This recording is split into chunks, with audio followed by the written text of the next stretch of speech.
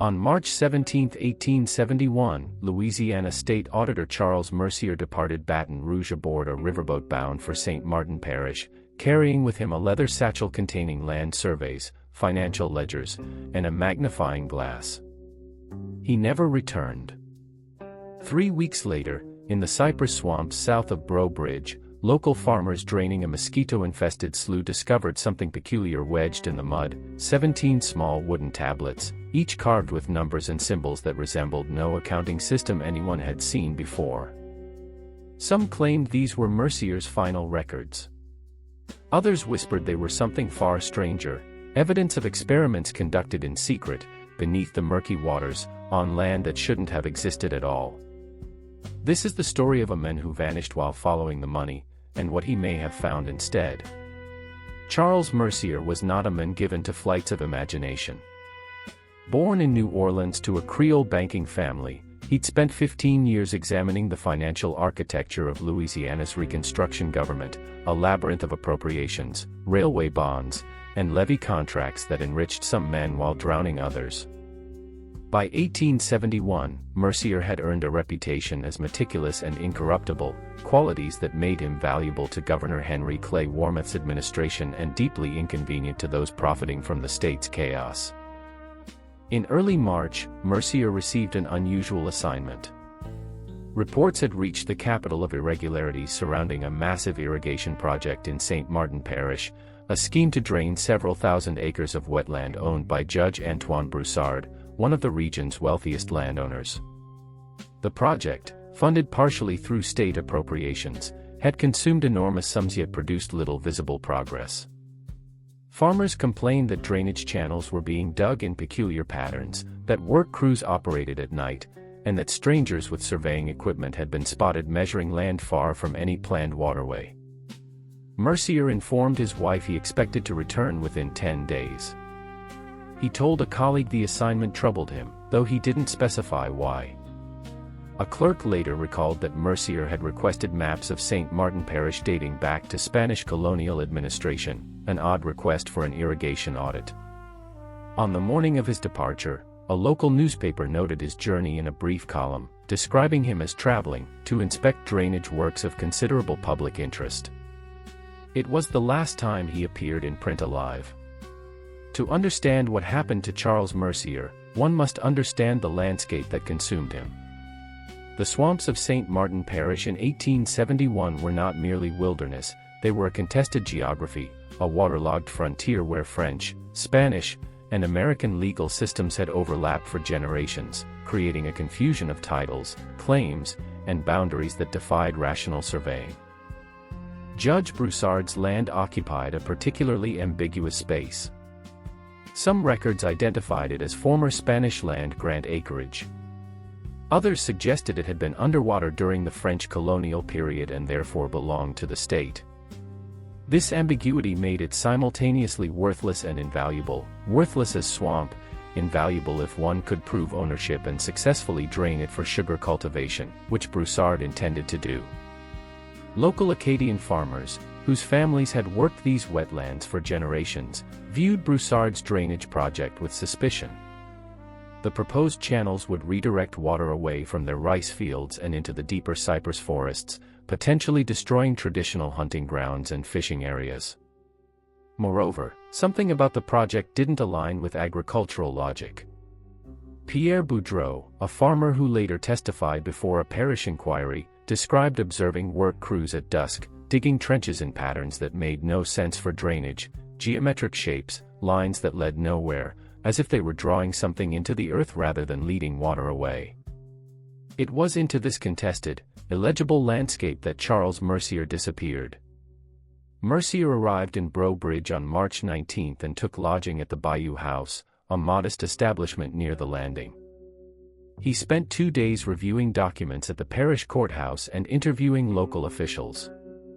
Witnesses described him as thorough but increasingly agitated. The courthouse clerk, a man named Thibault, recalled Mercier requesting access to sealed property records from the 1840s, records related to an earlier, failed drainage attempt on the same land. When told such documents might not exist, Mercier reportedly became insistent, even confrontational, behavior inconsistent with his usual temperament. On March 21, Mercier hired a local guide named Etienne Guidry to escort him into the swamp to inspect the drainage works firsthand. Guidry, a trapper familiar with every bayou and channel in the region, later provided the only account of what transpired. According to Guidry's testimony, they departed before dawn in a flat-bottomed pirogue, navigating through fog-draped waterways toward the work site. Mercier carried his satchel and appeared preoccupied, consulting maps and making notations. When they reached the drainage channels, Mercier grew silent. He examined the earthworks for nearly an hour, walking along the excavated trenches, kneeling to inspect the soil, and measuring distances between channels with a surveyor's chain. Then, Guidry claimed, Mercier discovered something that disturbed him profoundly. Near the base of an unfinished drainage channel, partially buried in mud, was a small wooden tablet carved with numbers and symbols. Mercier retrieved it, studied it intensely, and according to Guidry, said something peculiar: they're keeping two sets of books, one above the water, one below. What happened next remains disputed. Guidry stated that Mercier insisted they continue deeper into the swamp, toward areas where no official work was supposed to be occurring. Guidry protested: the channels grew narrower, the water deeper, and the light was fading. Mercier overruled him. They proceeded for perhaps another mile until they reached a clearing where more tablets were visible, protruding from the banks of what appeared to be deliberately excavated pits. It was then, Guidry claimed, that they heard something, voices, or machinery, echoing through the cypress forest. Mercier demanded they investigate. Guidry refused. An argument ensued. Finally, Mercier climbed from the pirogue onto a muddy bank and walked alone toward the sound, his satchel clutched under one arm, leaving Guidry behind. That was the last anyone reliably saw of Charles Mercier. When Guidry returned to Breaux Bridge the following morning without Mercier, authorities initially suspected foul play. A search party was organized, led by Parish Sheriff Louis Doucet. For 3 days, they combed the swamps, finding no trace of the auditor, no body, no satchel, no clothing. They did, however, find evidence that disturbed them: abandoned work equipment, excavated pits that served no obvious drainage function, and fresh tracks suggesting multiple people had been present in areas supposedly uninhabited. Judge Broussard, when questioned, expressed surprise and concern. He claimed to know nothing of any work being conducted beyond the authorized drainage channels. He suggested Mercier may have become disoriented and drowned, tragic, but hardly mysterious. The judge offered a substantial reward for information leading to Mercier's recovery. But local farmers told different stories. Several reported seeing lantern lights in the deep swamp at night, moving in formation as though carried by an organized crew. Others claimed they'd heard machinery, pumps or engines, operating in locations marked on no official map.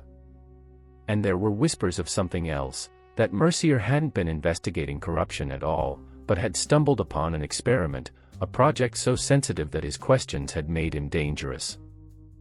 The wooden tablets became the investigation's most enigmatic evidence. Between late March and early April, 17 tablets were recovered from various locations in the swamp, some found by farmers, others by the search party, a few surrendered anonymously. Each was approximately 6 inches long, carved from cypress wood, and inscribed with a combination of Arabic numerals, geometric symbols, and what appeared to be directional notations.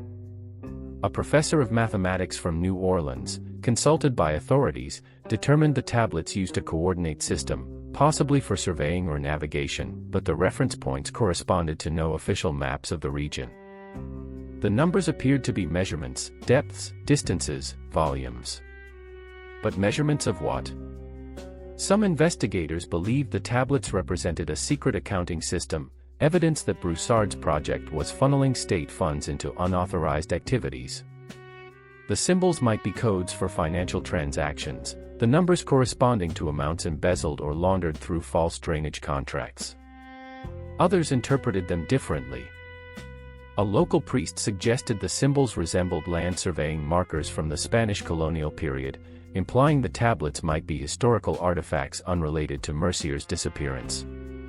A more unsettling theory emerged from farmers who practiced traditional Creole folk medicine. They claimed the symbols resembled markers used in certain rituals, practices that supposedly allowed manipulation of water and land through sympathetic magic. The most disturbing interpretation came from an anonymous letter received by the State Attorney General's office in May 1871. The author, claiming to be a former worker on Broussard's project, stated that the tablets were not accounting records at all, but rather measurement logs for an experimental hydraulic system designed to permanently alter the water table beneath St. Martin Parish. The goal, according to the letter, was not drainage for agriculture but something more radical, proof of concept for large-scale environmental engineering that would allow artificial creation of dry land from swamp, land whose ownership could be claimed under ambiguous post-colonial property laws. If successful, it would make fortunes for those who controlled the technique. The letter concluded with an ominous suggestion: Charles Mercier had figured this out, and his knowledge made him a liability. No body was ever recovered. The official investigation concluded in June 1871 with an open verdict. Charles Mercier was presumed dead by drowning or misadventure, his disappearance a tragic consequence of navigating treacherous terrain. Judge Broussard's drainage project was suspended due to financial irregularities, though no formal charges were filed. The judge retired from public life the following year and died in 1878, his estate passing to distant relatives.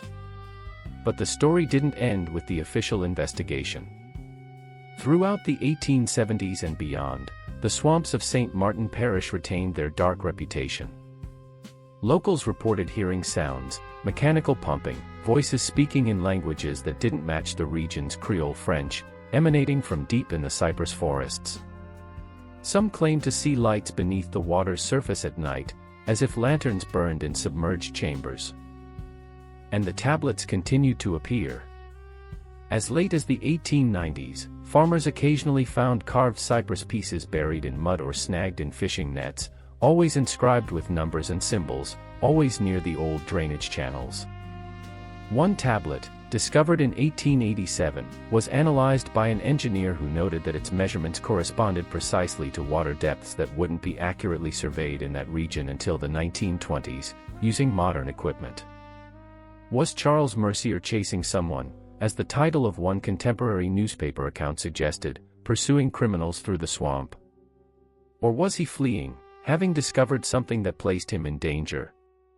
The answer may depend on whether the tablets represent financial fraud, engineering hubris, or something stranger still, evidence of experiments conducted beneath the waterline, where ambiguous borders and forgotten colonial laws created a space beyond normal oversight. Today, the area where Mercier disappeared lies within the Atchafalaya Basin, much of it protected wetland. The drainage channels are gone, reclaimed by cypress and water hyacinth. But the questions remain. Were Broussard's workers conducting illegal land experiments, using state funds to test hydraulic systems that could generate artificial property?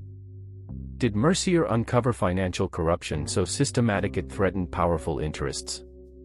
Or did he simply encounter the swamp's indifference, a landscape that consumes outsiders who mistake their maps for reality? The wooden tablets, those 17 fragments of carved cypress, offer no definitive answers.